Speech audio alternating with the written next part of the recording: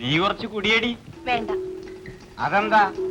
ഞാൻ കുടിച്ച നീ കൂടി കുടിക്കണ വഴി. കുടിക്കടി. എനിക്ക് വേണ്ട, നിങ്ങൾ കുടിച്ചോളൂ. നീ എന്താ കുടിക്കാത്തത്? എനിക്ക് വേണ്ടാഞ്ഞിട്ട്. എന്നാ നിനക്ക് കൂടി ഞാൻ കുടിക്കാൻ വഴി. നിങ്ങളിപ്പോ എന്നെ എത്ര പ്രാവശ്യം എടിയെന്ന് വിളിച്ചു? 1000 പ്രാവശ്യം. ഇനിയും വിളി. അതിനാണ് ഈ പണം തരുന്നത്. ഓടാ നിന്റെ പണം. പിണങ്ങാതെ. എടിയെന്ന് വിളിക്കുന്ന ഇഷ്ടമില്ലെങ്കിൽ വിളിക്കില്ല. നിന്റെ പേര് വിളിക്കും. ഇതാണ് വ്യത്യാസം. നിങ്ങളുടെ ഭാര്യ അല്പമൊന്ന് മുഖം കറുപ്പിച്ചാൽ നിങ്ങളുടെ കൈ അപ്പ അവളുടെ പുറത്ത് വീഴില്ലേ? ഞങ്ങൾ എടാന്ന് വിളിച്ചാലും പോടാന്ന് പറഞ്ഞാലും നിങ്ങളെപ്പോലുള്ളവർക്ക് പരിഭവം പോലും ഇല്ല. ഓ, നീ എന്തൊക്കെയോ പറയുന്നു. അയ്യോ, പോലീസ്!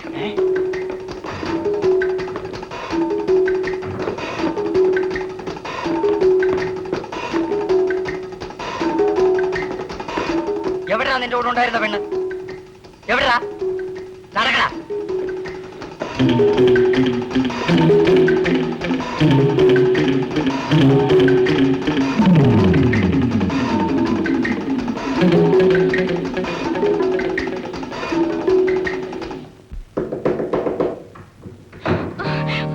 നീ എന്തിനോട് വന്നു? എല്ലായിടത്തും പോലീസ് റെയ്ഡ്. എന്നെ പോലെയുള്ളവരെ പിടിച്ചുകൊണ്ട് പോകുന്നു. നീ ഇറങ്ങിപ്പോകും. എന്നെ പോലീസുകാർ പിടിച്ചുകൊണ്ട് പോകും ബാബോട്ടാ. നിന്നോട് ഇവിടുന്ന് ഇറങ്ങി പോകാനാണ് പറഞ്ഞത്. ഞാൻ പോകില്ല. നീ പോകുന്നതാണ് നല്ലത്. ഇന്ന് രാത്രി എന്നെ ഇവിടെ ഇറക്കി വിടരുത് ബാബോട്ടാ. നീ ഇവിടെ നിന്ന് പോകുന്നുണ്ടോ ഇല്ലയോ? ഇല്ല, ഞാൻ പോകില്ല.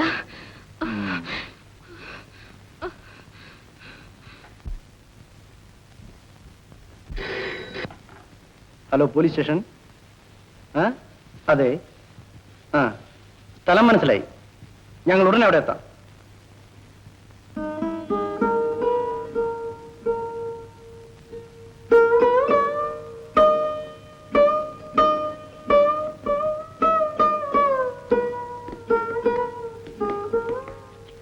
എക്സ്ക്യൂസ് മീ, നിങ്ങളാണോ മിസ്റ്റർ ബാബു? അതെ. നിങ്ങളല്ലേ ഫോൺ ചെയ്തത്? അതെ. എന്നിട്ടാ പെണ്ണെവിടെ? അകത്തുണ്ട്. ഇവിടെ വാടി. നിന്റെ കൂട്ടുകാരൊക്കെ അകത്തായിട്ടുണ്ട്. ഈ മനുഷ്യൻ എന്തിനാ നീ ശല്യം ചെയ്യുന്നത്? നടക്കണേ.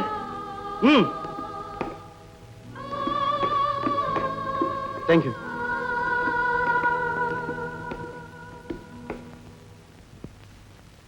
എന്നാലും എന്റെ ദാമു അവക്ക് പറ്റിയല്ലോ. അതൊക്കെ ഈ തൊഴിലുള്ളതാ ചേട്ടത്തി. അവളെ അവർ ഉപദ്രവിക്കുമോ? ഉപദ്രവിച്ചെന്നും വരും, ഇല്ലെന്നും വരും. ഇവിടെ ഒരു രാജി അവിടെ പോയി. അവളിവിടെ ഇല്ല. കള്ളം പറയരുത്. എനിക്ക് ഇപ്പൊ അവളെ വേണം. അവളെ വേണമെന്ന് പറഞ്ഞാൽ അവൾ ഇവിടെ വേണ്ടേ? എവിടെ പോയി? അവളെ പോലീസുകാർ പൊക്കി. എപ്പോ? ഇന്നലെ രാത്രി. എന്നിട്ട് അവളെ വിളിക്കാൻ താൻ ഒന്നും ചെയ്തില്ലേ? മുന്തിയ കോളായിപ്പോയി. ഞാൻ അങ്ങോട്ട് ചെന്ന് അവരെ എന്നെയും പിടിച്ചകത്താക്കും. തള്ളെ നിങ്ങൾക്ക് പോയി അന്വേഷിച്ചുകൂടായിരുന്നു. എന്റെ സാറേ, എന്റെ ബിസിനസ് മറ്റേതാ. സാറിന് അറിയാമല്ലോ, കള്ളവാറ്റി. എനിക്ക് അവളെ തിരക്ക് അങ്ങോട്ട് ചെല്ലാൻ ഒക്കൂ? Useless fellows. എല്ലാവർക്കും അവളെ വേണം. അവൾക്കൊരാപത്ത് വന്നപ്പോ ആരുമില്ല. എടാ ദാമുവേ, ഈ സാറിന് എന്താടാ, ഭ്രാന്താണോ? അയ്യോ, നല്ലവനാണ് ചേട്ടത്തി. ഇഷ്ടം പോലെ കുടിക്കും. ദിവസം ഒരു പെണ്ണും വേണം. കഷ്ടപ്പാട് കണ്ടാലിന്ന് മനസ്സാ. വ്യഭിചാര കുറ്റത്തിനാണ് അവൾ അറസ്റ്റ് ചെയ്തത്. വിട്ടയക്കാൻ സാധ്യമല്ല. ആ പെണ്ണിനെ അറസ്റ്റ് ചെയ്ത് ലോക്കപ്പിലാക്കിയത് കൊണ്ട് ഈ ലോകത്ത് വ്യഭിചാരം ഇല്ലാതാകും. മറ്റുള്ളവർക്കൊരു ഭയമെങ്കിലും കാണുമല്ലോ. ഭയന്നുകൊണ്ട് ചെയ്യുന്നതിനേക്കാൾ നല്ലതല്ലേ ഭയമില്ലാതെ ചെയ്യുന്നത്? വ്യഭിചരിക്കുന്നത് തെറ്റാണെങ്കിൽ അതിലിടപെടുന്ന പുരുഷനും സ്ത്രീയും തെറ്റുകാരാണ്. ഞാൻ അവളെ വ്യഭിചരിച്ചിട്ടുണ്ട്. അവളെന്നെ തിരക്കുമെന്നല്ല, ഞാൻ അവളെ തെരഞ്ഞു പിടിച്ച് പണം കൊടുത്ത് കൂട്ടിക്കൊണ്ടുപോയതാണ്. അതിന് നിങ്ങൾ എന്നെ എന്തുകൊണ്ട് അറസ്റ്റ് ചെയ്യുന്നില്ല? തെളിവുണ്ടെങ്കിൽ നിങ്ങളെ അറസ്റ്റ് ചെയ്യും. എല്ലാവരെയും അറസ്റ്റ് ചെയ്യാൻ നിങ്ങൾക്ക് കഴിയില്ല. നിങ്ങൾ കൂടുതലൊന്നും പറയണ്ട. ഇന്ന് കോടതി അവധിയാണ്. നാളെ ഞങ്ങൾ അവിടെ കോടതിയിൽ ഹാജരാക്കും. അവളെ ശിക്ഷിക്കണമോ വിട്ടയക്കണമെന്ന് കോടതി തീരുമാനിക്കട്ടെ. നിങ്ങൾക്ക് പോവാം. ഞാൻ അവളെ വിടുകയില്ല. ഞാൻ നിയമം പഠിച്ചിട്ടില്ലെങ്കിലും അതെന്താണെന്ന് എനിക്കറിയാം. അവളെ ഇവിടെ നിന്ന് ഇറക്കിക്കൊണ്ടുപോകാൻ സാധിക്കുമോ എന്ന് ഞാൻ നോക്കട്ടെ.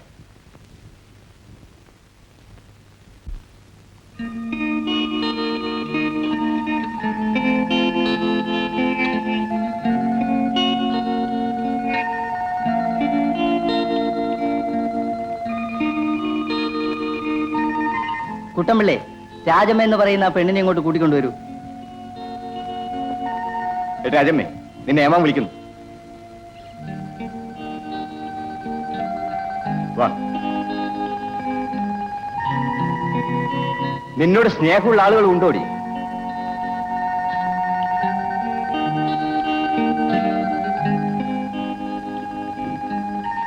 ഇതിൽ ഒപ്പിട്ടിട്ട് നിനക്ക് പോവാം. സമൻസ് വരുമ്പോ കോടതിയിൽ ഹാജരായാൽ മതി. Thank you. ശരി, ഞാൻ വരാം. വാ.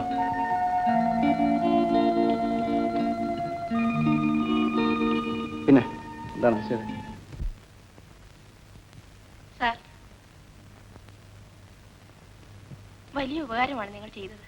പോടി, ആർക്ക് വേണം നിന്റെ നന്ദി? എനിക്ക് സുഖമില്ല, എന്നാലും ഞാൻ കൂടെ വരാം. ഓഹോ, അതിനാണ് നിന്നെ ഞാൻ ജാമ്യത്തിൽ ഇറക്കിയെന്നാണ് വിചാരം. നീ പോയി ഒരു ഡോക്ടറെ കാണും. പണം വല്ലതും വേണം? വേണ്ട. നീ പോകുന്ന പോക്കില് നിന്റെ കാമുകനല്ലേ നിന്നെ പോലീസിൽ പിടിച്ച് ഏൽപ്പിച്ചവൻ, അവനെ ചെന്ന് കണ്ട് നിന്റെ കാലിക്കട. ഓ, ചെരുപ്പില്ല അല്ലേ? ഇതാ വാങ്ങിച്ചത്. അത് ഊരി അവന്റെ കരണക്കുറ്റിക്ക് രണ്ടുകൂടി. പോടി, പോ.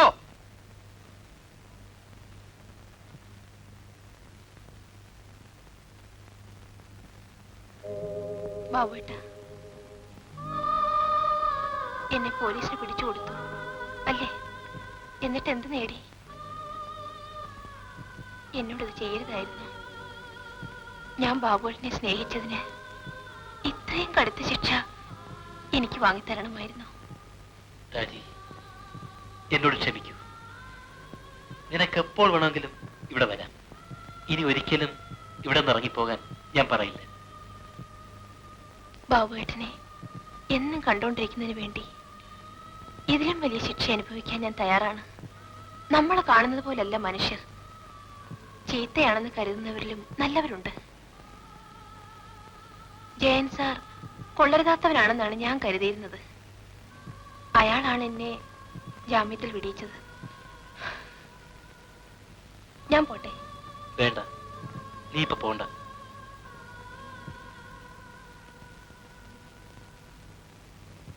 അച്ഛാ, മരുന്ന് കുടിക്കാൻ സമയമായി.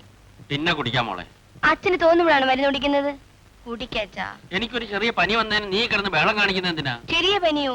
ഇന്നിവിടെ കിടന്ന് തുള്ളിയല്ലായിരുന്നോ? കുടിക്കാച്ചാ.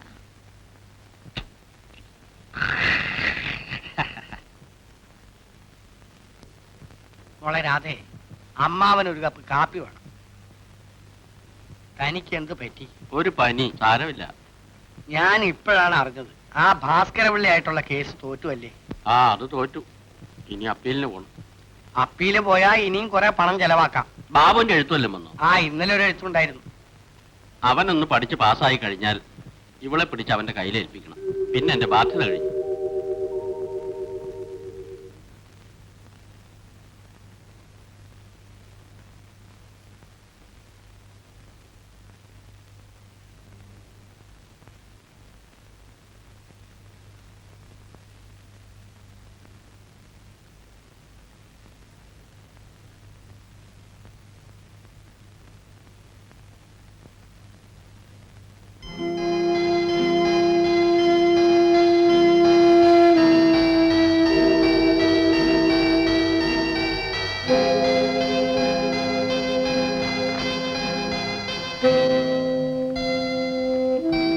രാജി, ഇതെന്റെ ഒരു ചെറിയ സമ്മാനമാണ്. ദയവായി സ്വീകരിക്കൂ. എന്നോട് ക്ഷമിക്കൂ. മറിയച്ചേർത്തി, ആ എന്താ? ഇന്നലെ രാത്രി ആരെങ്കിലും ഇവിടെ വന്നിരുന്നു? ഇല്ല. ഇത് എന്തുവാടി, സാരിയോ? ഇത് എപ്പോ വാങ്ങിച്ചു? വാങ്ങിച്ചതല്ല, ആ സാറ് ജനാലയ്ക്കൽ കൂടി കൊണ്ടുവന്നിട്ടതാണ്. നീ ഭാഗ്യമുള്ളവളാടി. നീ ഇതെവിടെ പോവാ? ഞാൻ ഇപ്പൊ വരാം. ആ സാർ ഇവിടെ ഇല്ലേ? ചന്ദ്രൻ സാറ് ഒന്ന് വിളിക്കൂ. സാറകത്തുണ്ട്.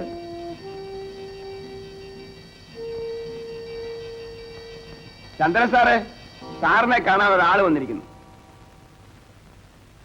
ഇത് നിങ്ങളാണോ എന്റെ വീട്ടിൽ കൊണ്ടുവന്നിട്ടത്? എന്റെ അനിയനെ കൊന്നത് പോരാഞ്ഞിട്ട് എന്നോട് പ്രേമമാണല്ലേ? എനിക്ക് സാരി വാങ്ങിത്തരാൻ ഞാൻ തന്നെ ആരാണ്? ഇത് കൊണ്ടുപോയി എന്റെ മറ്റവർക്ക് കൊടുക്ക്. എന്റെ വീട്ടിൽ മുറ്റമടിക്കുന്ന ചൂലുണ്ടെന്ന് ഞാൻ ഒരിക്കൽ തന്നോട് പറഞ്ഞു. അതിപ്പോഴും അവിടെ ഉണ്ട്. സാറേ, സാറല്ലാതെ വല്ലവരും ഉപദേശിക്കാൻ വന്നാണല്ലേ? നിങ്ങൾക്ക് വേറെ ജോലിയില്ലേ?